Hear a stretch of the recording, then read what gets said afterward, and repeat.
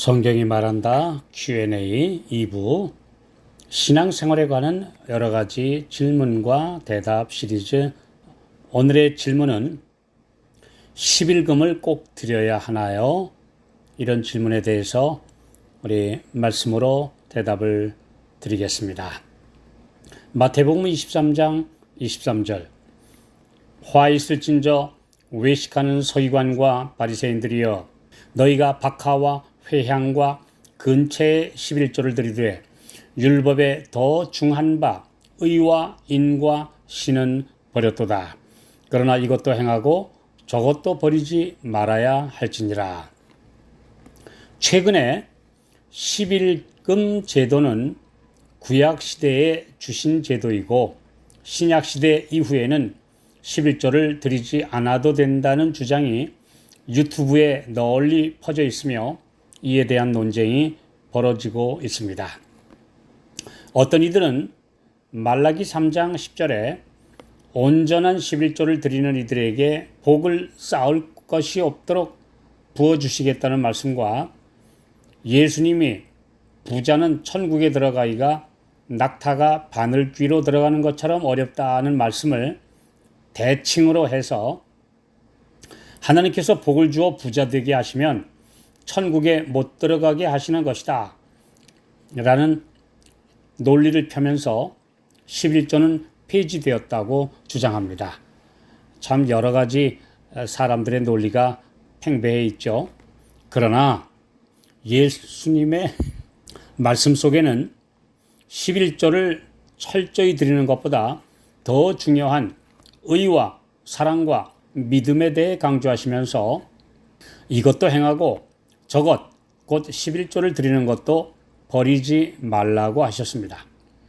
마치 안식일 정신이 안식일 규칙보다 더 중요하다라고 말씀하시면서 실제로 안식일에 병자를 고쳐주심으로 율법의 근본 정신을 가르쳐 주신 것과 같습니다.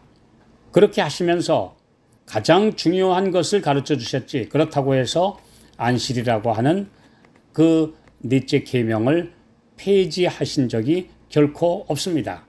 그분은 십계명을 결코 폐지하러 오신 것이 아니기 때문이며 그런 말씀을 하셨습니다.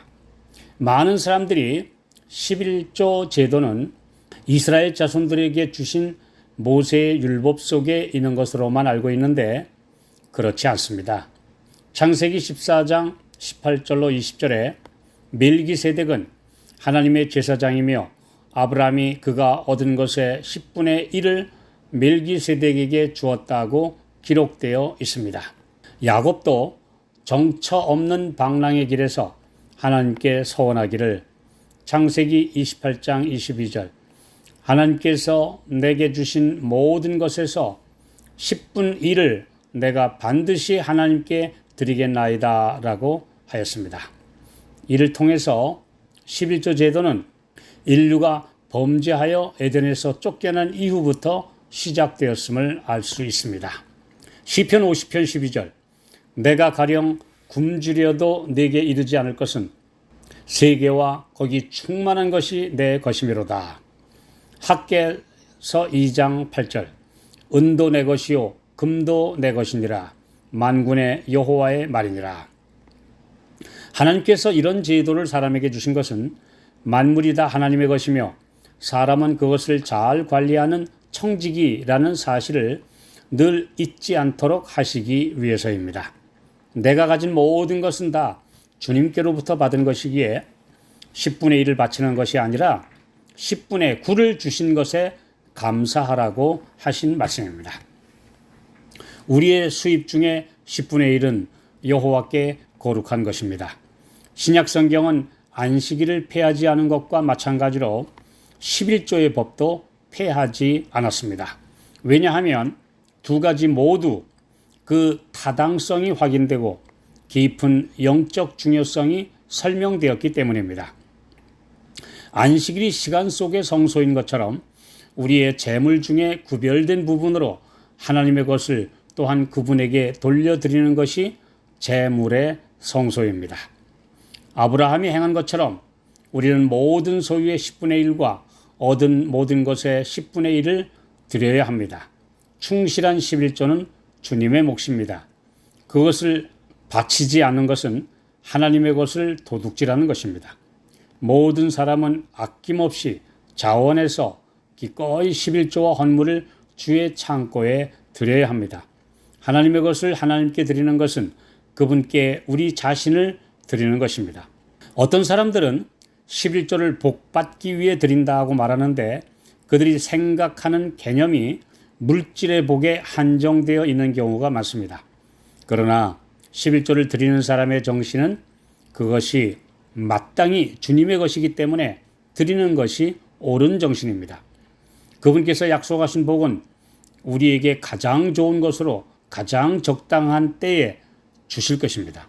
혹시 그분께서 쌓을 곳이 없도록 부어주시겠다고 약속하신 복이 물질적인 부가 아닐 수도 있습니다. 우리가 부요하게 되는 것은 도리어 해가 될까 봐 염려하셔서 주시지 않을지라도 의심하거나 염려하지 말아야 합니다. 그분은 나와 우리 가족의 필요를 아시기 때문에 우리의 육신의 필요를 위한 것도 결코 버리지 않고 돌보아 주실 것입니다. 느헤미야 13장 10절로 12절. 내가 또 알아본즉 레위 사람들의 받을 것을 주지 아니하였으므로 그 직무를 행하는 레위 사람들과 노래하는 자들이 각각 그 전리로 도망하였기로 내가 모든 민장을 꾸짖어 이르기를 하나님의 전이 어찌하여 버림바 되었느냐 하고 곧 레위 사람을 불러 모아 다시 그 처소에 세웠더니 이에 온 유다가 곡식과 새 포도주와 기름의 11조를 가져다가 곳간에 드리므로 11조 제도는 하나님께서 인류에게 주신 것의 10분의 1을 받아서 하나님의 사업에 풀타임으로 전적으로 일하는 사람들의 생계를 유지하도록 하신 것입니다. 본래의 목적에 충실하게 사용된다면 이에 대해 이의를 제기할 필요가 없습니다. 그러나 11조 헌금에 대해 이견이 있는 이유는 대부분의 교단 지도자들과 힘 있는 목회자들이 이를 공정하고 의롭게 사용하지 않기 때문입니다. 하나님께서 레위와 세우신 언약, 즉 거룩한 직분에 충실한 목회 사역자들이 11조로 생계를 꾸려가야 합니다.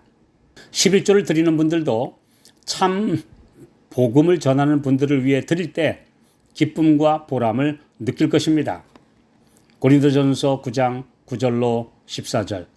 모세의 율법에 곡식을 밟아 떠는 소에게 망을 씌우지 말라 기록하였으니 하나님께서 어찌 소들을 위하여 염려하심이냐. 받을 분들도 받을 자격이 있도록 헌신적이고 진리를 올바로 전하는 사람들이어야 합니다. 드리는 분들도 기꺼이 내 것이 아니기 때문에 하나님께 드리는 심정으로 드리는 것, 이것이 올바른 11조 제도의 실행이요 목적입니다. 11조와 헌금은 우리가 이기심을 버리고 하늘의 주권을 인정하도록 하신 제도입니다. 주님은 즐겨 드리는 성도를 기뻐 받으십니다.